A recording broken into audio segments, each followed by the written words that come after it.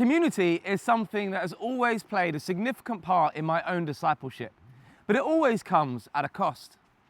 St Hild was a 7th century princess from Northumbria who gave up a life of luxury to build an abbey here on the cliffs of Whitby. Her desire was to build a church that would honour God and foster a community that would live a life devoted to Him.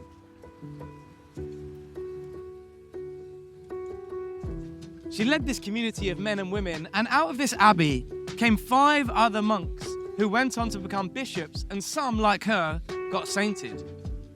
These ruins aren't the original abbey because the Vikings wiped it out and gave Whitby its name.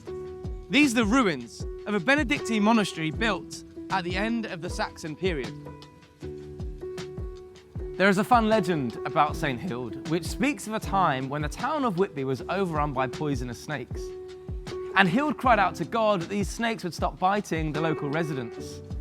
The heads of the snakes mysteriously dropped off, but still these slithering snakes were tormenting the people of Whitby.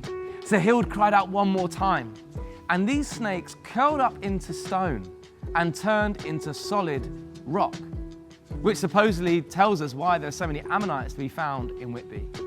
But whilst this isn't the most remarkable or necessarily historically factual moment in history, it helped the people of the North understand that the Christian God is one who answers prayer, as opposed to the gods of the Vikings or the pagans, where people needed to do stuff to satisfy the needs of those gods. This God is one who would answer prayer as a gift of grace. Community isn't a new thing that we in the 21st century have been contending for. It's part of who we are as humans.